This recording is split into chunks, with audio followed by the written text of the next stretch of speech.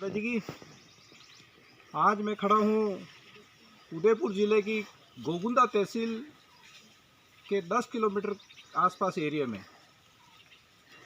गोगुंदा से 10 किलोमीटर जसवंतगढ़ की तरफ एक राम आदड़ा गांव है, वहाँ पे आज मैं खड़ा हूँ। और पास में ही एक पहाड़ी पे जिस स्थान पर मैं खड़ा हूँ, ये लगभग ऐतिहासिक दृष्टि से देखा जाए तो 800-900 साल पुरानी जगह है। इस स्थान का नाम रमणापौड़ है। रमणापौड़ इस जगह को बोला जाता है।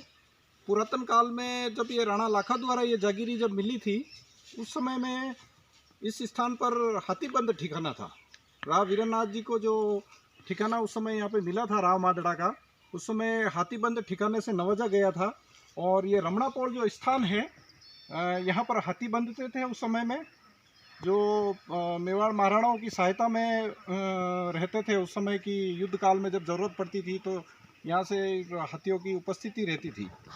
तो यहाँ से जो ये वैसे ये जगह अभी खंडर टाइप हो चुकी है, वीरान हो चुकी है, पर अवशेष आज भी यहाँ पे मौजूद है। जैसे देखा जाए तो ये मुख्य द्वार था। रमणापौड़ का मुख्य द्वार देखा जाए तो यहाँ से मुख्य द्वार था। और ये अवशेष आज भी, ये पुरातन अवशेष आज भी देखे जा सकते हैं। ये सब गांव के बुजुर्गों से सुनी बातें, बड़वा पोथियों से, इतिहास से जानकारी जब ली जाती है तो इस चीज़ की जानकारियाँ पूर्ण रूप से उपलब्ध होती है। अब यहाँ से हम अंदर चलते हैं। इस जगह पे अभी बहुत सुनसान हो चुकी है जगह, यहाँ पे वीरान हो चुका है। ये आप देखिए, ये देखिए, ये पत्थर की दीवारें आज भी यहाँ पे देखी जा सकती है। और जब हम और आगे चलते हैं, काफ़ी लंबा चौड़ा एरिया था पहाड़ी भूभाग से। आप देखते जाइए, यहाँ से ये पूरी बाउंड्री वॉल है, पूरी पुरानी बाउंड्री वॉल है। यहाँ से हम आगे चलेंगे, यहाँ से हम आगे चलते जाएंगे तो यहाँ से ये दीवार आप देखिए, ये दीवार आप देखिए पूरी। इस दीवार पे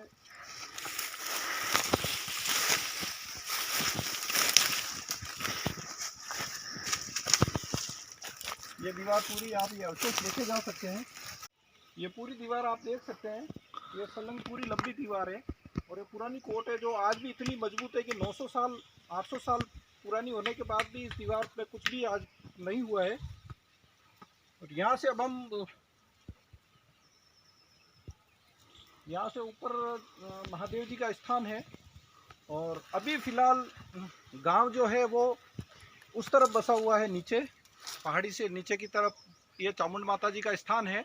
और वो सामने वाइट कलर के रावड़े दिख रहे हैं, वो सभी राव सिरदारों के रावड़े हैं जो वीरनाथ जी के वंशज हैं।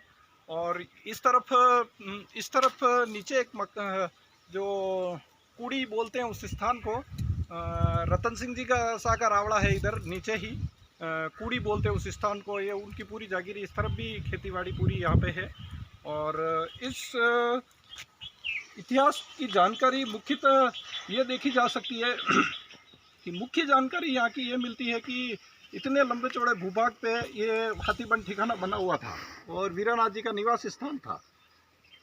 ऐसा इतिहास की जानकारी से मिलता है कि महाराणा प्रताप के सुपुत्र कुंवर अमर सिंह जी जब मुगलों से उनका संघर्ष अनवरत चालू था, उस समय में कुछ समय के लिए कुंवर अमर सिंह जी का यहाँ पे निवास स्थान रहा था। कुछ समय यहाँ पे उनका ठहराव रहा था।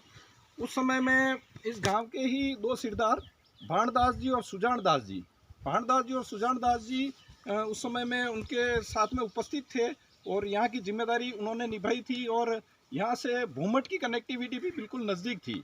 इसलिए जब यहाँ की सेना भील सैनिकों को वगैरह इकट्ठा करके जो होती थी सारी प्रक्रिया, वो सारी भूमठ से कनेक्टिविटी करके और फिर सैनिक इकट्ठे करके फिर मुगलों को यहाँ से खदेड़ा जाता था।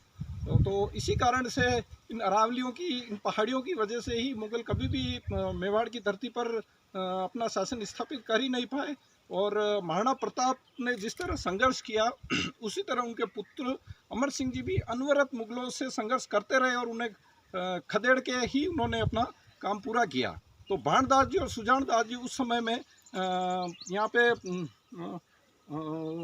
उपस्थित रहे थे और अमर सिंह जी के साथ में कुछ समय उन्होंने व्यतीत किया। अमर सिंह जी इसी रमणा पोल पे कुछ समय रहे थे और भोमट से कनेक्टिविटी होने की वजह से सारी सुरक्षाएं यहाँ अवेलेबल हो जाती थी। तो ये एक अद्भुत जानकारी है और इतिहास एक ऐसी चीज़ है जो कई इतिहास ऐसे हैं जो इतिहास के पन्नों से गुम हो चुके हैं। जब ये जानकारियाँ जब हम धरातल पे जाके जुटाते हैं तब और बुजुर्गों से गांव से बुजुर्गों से जब जानकारियाँ उपलब्ध करते हैं, बड़वा पोतियाँ पढ़वाई जाती है, तब जाके ये चीज़ें हमें उपलब्ध होती है।